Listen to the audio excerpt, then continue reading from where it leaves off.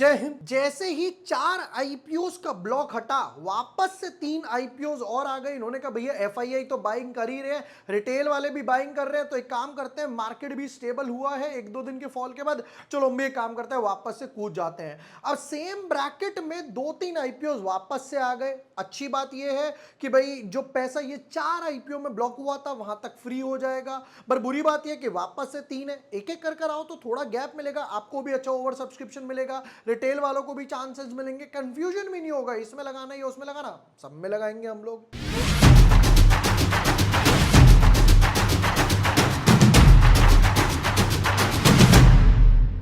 Hi everyone, my name is Zibor Vashne. I am a SEBI registered research analyst. अब वापस से आया है एक और आईपीओ आर्केड डेवलपर्स करके। As the name suggest developers, तो भाई बिल्डिंग मटेरियल इन सब में ही होंगे।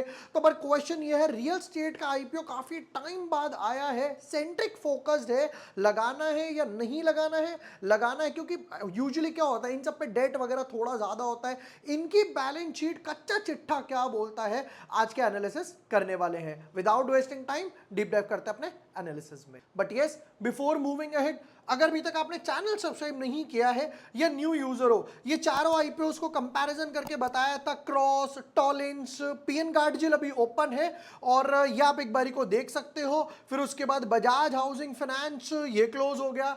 बजाज के लिए हम लोगों ने यहां पर एक्सपेक्ट किया था कि भाई 5 to 10% गेन्स जाएगा और बढ़ेगा, तो लिस्टिंग गेन भी 70-80% के आसपास जाएंगे और अभी तक ऑलरेडी 22 टाइम्स ओवर सब्सक्राइब हो गया।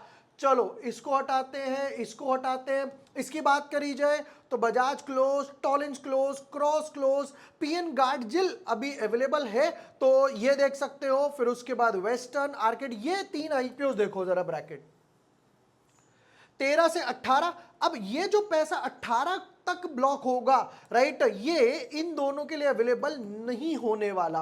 मतलब जो पैसा वेस्टर्न करियर्स में ब्लॉक होगा वो आरके डेवलपर्स और नॉर्दर्न आर्क कैपिटल के लिए फ्री नहीं होगा।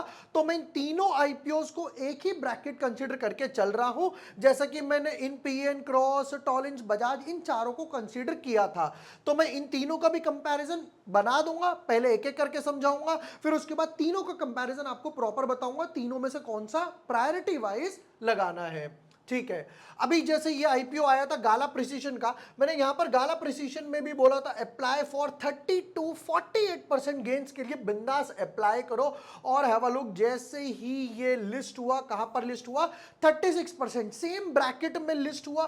तो ये कैलकुलेशन करके कि कितना ओवर सब्सक्रिप्शन होगा, कितना एक एक्सपेक्टेड लिस्टिंग इन है, राइट, पी ग्रोथ से हो गया, ईपीएस से हो गया, नेक्स्ट अगले साल अगर सेम एक्सपेक्टेड ग्रोथ ली जाए तो क्या होगा। अब आज इसके एनालिसिस करने वाले हैं आर्केड डेवलपर्स के।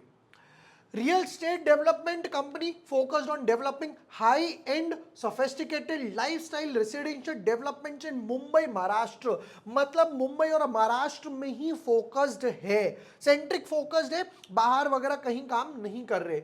2 सेगमेंट्स में इनका वर्टिकल्स, 2 वर्टिकल्स में बिजनेस डिवाइडेड है। किसमें? एक तो हो गया डेवलपमेंट या construction of residential buildings on land acquired by the company. मतलब क्या करते हैं, पहले एक लैंड एक्वायर करते हैं, फिर उसमें खुद ही बिल्डिंग बनाते हैं और खुद ही बेच देते हैं।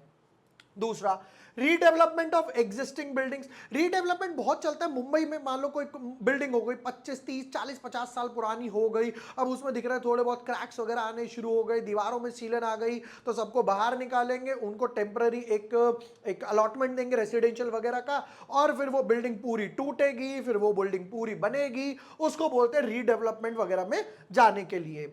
ठीक है, नेक्स्ट पार्ट पर आते हैं। The company is involved in the development of new projects and the redevelopment of existing building. Between 2017 and Q1 of 2024, the company launched 1200 residential units and sold 1000 residential units in various markets in MMR, Maharashtra. As of June 2024, the company has developed 2.2 million square feets of residential projects, almost 22-24 lakh के आसपास हो गया। Okay, फिर ये वो completed projects, 10 projects in western suburbs, फिर उसके बाद ये हो गया 1 लाख स्क्वायर फीट्स वगैरह का टोटल ये ऑलरेडी एक्वायर कर चुके हैं। ठीक है, नेक्स्ट पार्ट भी पढ़ लेते हैं। लास्ट 2 डिकेड्स में कंपनी ने 28 प्रोजेक्ट कंप्लीट करे हैं, including 11 projects on a stand alone basis, मतलब खुद अकेले अपने दम पर खुद ही एंड टू एंड काम करके दिया है स्टैंड अलोन बेसिस पे। 2 प्रोजेक्ट एग्जीक्यूट हुए पार्टनरशिप में, जिसके साथ कहीं पे और किसी को लगाया होगा काम वगैरह पे, ठीक है। 8 project executed by the promoter through it's proprietorship firm, मतलब प्रमोटर अलग भी काम करते हैं, पार्टनरशिप में भी करते हैं और कंपनी के थ्रू भी करते हैं। भाई एक ही जगह काम कर लो सारा, चलो कोई बात नहीं। एज ऑफ नाउ देख के तो अच्छा लग रहा है कि भाई जिस हिसाब से इन्होंने स्क्वायर्स, मीटर्स, फुट, ये वो सारा काम रख दिया। एक ही बात जो खटक रही है वो है कि प्रमोटर अलग भी काम करते हैं, जॉइंट डेवलपमेंट में भी है, कंपनी में भी है, पार्टनरशिप में भी है। अगर आप सारा काम एक जगह ही रखोगे तो उसकी ग्रोथ दिखाई देगी ना सेल्स की। अब आप सोचो, आप एक तरफ देख रहे हो इसका शेयर, एक तरफ देख रहे हो उसका, एक तरफ उसका, एक तरफ उसका, मैं 4 आंखें लगाऊं, एक कंसोलिडेटेड सामने रख दो मेरे कि भाई कितना प्रॉफिट कितना लॉस हुआ। चलो नेक्स्ट पार्ट पर आते हैं, कुछ इंपॉर्टेंट डेट्स देखते हैं। तो आईपीओ ओपन होगा 16 तारीख को, जब बाकी सारे लिस्ट होंगे ये ओपन होगा। फिर उसके बाद 19 तारीख को आईपीओ क्लोज होगा, अलॉटमेंट आएगी 20 तारीख को, रिफंड आएंगे 23 को, लिस्टिंग होगी 24 तारीख को, 24 सितंबर। ठीक है, प्राइस बैंड क्या लेकर आए हो भाई वो बताइए हमें जरा। फेस वैल्यू 10 रुपए, बहुत ही अच्छी बात है। 121 से 128 का है, हमें अप्लाई करना है 128 पे। कई लोग अभी भी पूछते हैं, मैंने कितनी वीडियो में एक्सप्लेन करा है, दोबारा कर देता हूं कि सर हम कट ऑफ प्राइस पे टिक करें या मैं मैन्युअली 128 लिखूं। देखो दोनों में कोई फर्क नहीं है, वैसे कट ऑफ प्राइस ज्यादा बेटर है टिक करना, राइट। 127.9 भी नहीं डालना है, 128 मतलब 128। प्रोबेबली आगे 8-10 साल बाद, 4-5 साल बाद सिर्फ एक ही प्राइस बैंड आया करेगा, वो है अपर बैंड वाला। 110 शेयर्स का बंडल रखा है। कंपनी कहती है कि भैया हमें 410 करोड़ रुपए चाहिए, हमें चाहिए 410 करोड़, और पूरा का पूरा फ्रेश इशू है, हम कोई बहती गंगा की छींटे नहीं लेना चाहते, मतलब कि बहुत ही अच्छी बात है। 4 स्टार 5 स्टार मान के चलो इस बात को। सारा का सारा पैसा आप जो भरोगे वो कंपनी के खाते में जाएगा, कंपनी उसे यूज करेगी अपने एक्सपेंसेस, केपेक्स, वर्किंग कैपिटल, इन सब के लिए। बहुत ही अच्छी बात है। नेक्स्ट क्यूआईबी कैटेगरी को देने वाले एज ऑलवेज 50, रिटेल वालों को 35, एचएनआई को 15। तो हम अप्लाई करेंगे इसमें, क्यों? क्योंकि इसका कोटा ज्यादा है। एक एक का लॉट साइज देख लेते हैं भैया, कितने कितने का लाए हो। एक लॉट साइज लेकर लाए 14,080 के आसपास, तो ये और 15 पूरा क्यों नहीं करा? 15 पूरा कर लेते। मेरे हिसाब से यहां पर आप 4-5 शेयर और इजीली बढ़ा सकते थे, बट चलो कोई नहीं। अब की बार यूजुअली 13 लॉट रहते हैं 2 लाख से नीचे, अब की बार जाएंगे 14 लॉट, 14 लॉट्स 2 लाख से नीचे हो। एचएनआई कैटेगरी में जाते हो 2 लाख से ऊपर होगा, ये ऑटोमेटिकली पिक कर लेगा। ठीक है, नेक्स्ट पार्ट पर आते हैं। मिस्टर अमित जैन है जिनके पास अभी 85% है, पोस्ट होल्डिंग इन्होंने नहीं मेंशन करा, कोई प्रॉब्लम नहीं है। हम आ जाते हैं फाइनेंशियल्स पे, कितना कच्चा चिट्ठा बिका है वो भी दिखा दो। अब देखो एक चीज देखना, अभी तक इन्होंने ऊपर नरेशन में लिखा कि Q1 ऑफ फाइनेंशियल ईयर 2024-25 में ये था, तो Q1 का क्यों नहीं स्टेटमेंट दिया? Q1 का स्टेटमेंट भी दे देते यहां पर, कोई प्रॉब्लम नहीं है। अब जो है उससे ही काम चलाएंगे। फुल ईयर एसेट्स 370 करोड़ के एसेट्स थे, एक अच्छा खासा जंप आया 555 करोड़, और कुछ एक खासा जंप नहीं आया, सिर्फ 20 करोड़ के एसेट ही जमा कर पाए, यानी 575 करोड़। एसेट्स कम क्यों हुए ये भी देखेंगे हम लोग। नेक्स्ट पार्ट पर आते हैं। रेवेन्यू यानी कि सेल्स 240 करोड़, डिप हुआ 224 करोड़, वापस से डबल से भी ज्यादा हो गया, ऑलमोस्ट मैं बोलूंगा 3 टाइम्स के आसपास हो गया, 630 करोड़, मैसिव जंप। चलो प्रॉफिट 230 करोड़ की सेल्स करते हो, 240 करोड़ की सेल्स करते हो, 50 करोड़ बचते हैं, 20% मार्जिन, हैंडसम मार्जिन। 224 करोड़ की सेल्स में 50%, 50 करोड़ ही प्रॉफिट बचा। मतलब देखो ध्यान से, सेल्स डिप हुई, प्रॉफिट डिप नहीं होने दिया, 21% मार्जिन। 635 करोड़ की सेल्स पे 122 करोड़, 19 करोड़। तो कंपनी कॉन्स्टेंटली 19-20% के मार्जिन से ग्रो कर रही है, which is I should say star rating, बहुत अच्छे मार्जिन है। क्यों? Sales minus expenses minus interest, जो ये लोन ले रखा है उस पे, फिर उस पे टैक्स पे करोगे, टैक्स पे करने के बाद जो बचा वो है पैट, मतलब सब निकाल दिया, ये कंपनी घर लेकर गई है, तो बहुत अच्छे मार्जिन है। नेक्स्ट अब आते हैं इस पार्ट पे। देखो, तो यहां पर रिजर्व्स की बात करूं 140 145 करोड़, 200 करोड़, 170 करोड़, रिजर्व्स में 20 करोड़ का डिप आया।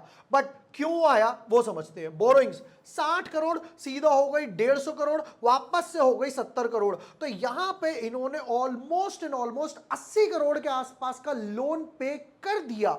वो कहां से लोन पे करा? वो यहां से पे करा। एसेट्स जो ग्रो नहीं कर पाए, जब एसेट्स ग्रो कर रहे होंगे तो उन्होंने थोड़ा थोड़ा निकालना शुरू कर दिया लोन, तो एसेट्स इतनी ग्रोथ नहीं हुई जितनी रेवेन्यू प्रॉफिट में हुई, और उसका रीजन है बोरोइंग्स। बहुत ही अच्छा स्टेप है। एक डेवलपमेंट कंपनी और आई शुड से जो रियल स्टेट कंपनी है बिना डेट के ग्रो कर रही है, अपने पैरों पे लंबी रेस का घोड़ा है, बिंदास डालो।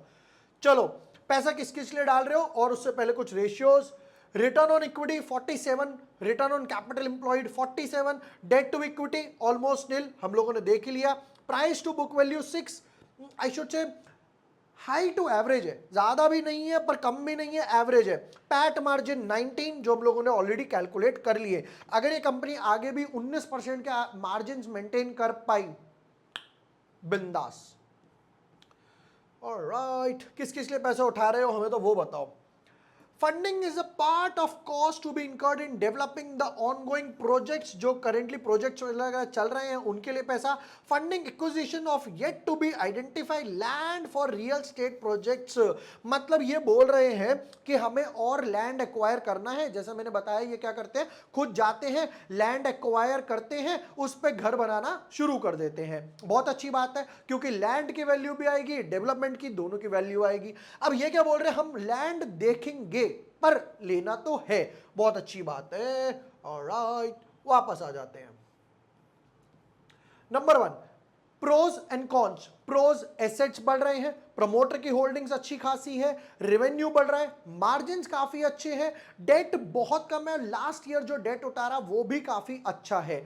बुरी बात, सेंट्रिक फोकस्ड है, सिर्फ मुंबई वगैरह पे ही फोकस कर रहे हैं, सिर्फ मुंबई वगैरह पे ही फोकस्ड है। कभी पॉलिटिकल इश्यूज आते हैं, गवर्नमेंट कंसर्न्स आते हैं, तो थोड़ा सा इनको एक प्रॉब्लम वगैरह हो सकती है। बाकी धीरे धीरे मुंबई से स्टार्ट करो, महाराष्ट्र से स्टार्ट करो, पुणे वगैरह हो गया, नासिक, नागपुर वगैरह हो गया, तो यहां पर भी थोड़ा सा इनको दायरा फैलाना चाहिए। ठीक है, अप्लाई, डेफिनेटली अप्लाई करने वाले इतने सारे प्रोज वगैरह नजर आ रहे हैं। अब क्वेश्चन आता है ओवर सब्सक्रिप्शन और लिस्टिंग गेन का, बट उससे पहले यह देखना पड़ेगा कि भाई देखो, ये उठा रहा है कितना, वेस्टर्न करियर 500 करोड़, 400 करोड़, 700 करोड़, और ऑलमोस्ट 800 करोड़ ही हो गया। 13 18, 16 19, 16 19, ये फंड इसके लिए तो फ्री होने नहीं वाला। तो यहां पर ओवर सब्सक्रिप्शन थोड़ा सा हिट करेगा इन दोनों को लेकर। चलो, जहां पर कंपनी कह रही है कि मैं 410 करोड़, थोड़ा इधर लिखता हूं, लास्ट वीडियो में एक बंदे ने कमेंट किया था कि आप यहां लिखते हैं तो दिखाई नहीं देता, और बिल्कुल सही बात है उनकी। 410 करोड़ रुपए कंपनी रेस कर रही है। यहां पर ओवर सब्सक्रिप्शन और लिस्टिंग गेन की बात कर लेते हैं। देखो, ओवर सब्सक्रिप्शन थोड़ा सा हिट होगा, बट उतना हिट नहीं होगा। यहां पर what I expect is 50 times plus over subscription. क्यों? क्योंकि ये जो 4 आईपीओज है, इनका पैसा भी फ्री होगा ना, वो पैसा आपको मिलेगा, आपको मतलब इन लोगों को मिलेगा, जिसका रिफंड आ जाएगा उसको भी मिल जाएगा। वैसे अनब्लॉक ब्लॉक वाली बात है। अब लिस्टिंग गेन की बात करूं तो मैं यहां पर डेफिनेटली बेट करूंगा समवट अराउंड 30 टू 50% के आसपास लिस्टिंग गेन बनेंगे, 30 से 50% के आसपास लिस्टिंग गेन बनेंगे। इसलिए मैं multiple pan account, multiple demat account से अप्लाई करूंगा। मम्मी के अकाउंट से, पापा के अकाउंट से, इसके अकाउंट से, उसके अकाउंट से, टॉमी के अकाउंट से, जेरी के अकाउंट से, वाइफ के अकाउंट से, ब्रदर के अकाउंट से, सिस्टर के अकाउंट से, सबके अकाउंट से बिंदास अप्लाई करो। अच्छा, एक चीज कई लोग पूछते हैं, मेरा एक अकाउंट जीरोधा में है, मेरा एक अकाउंट एंजल में है, तो क्या मैं HNI भर दूं जीरोधा से, एंजल से भर दूं रिटेल वाला, वैलिड है? बिल्कुल वैलिड नहीं है। 1 pan card 1 application is allowed. जहां पर रजिस्ट्रार को दिखा एक ही पैन कार्ड से 2-3 एप्लीकेशन आई हैं, दोनों को बाहर कर देगा, दोनों को बाहर कर देगा। ये थे यहां पर आर्केड डेवलपर्स आईपीओ के डिटेल्ड एनालिसिस। वीडियो पसंद आया हो share with your friends, like and subscribe. Thank you for watching the video, lots of love.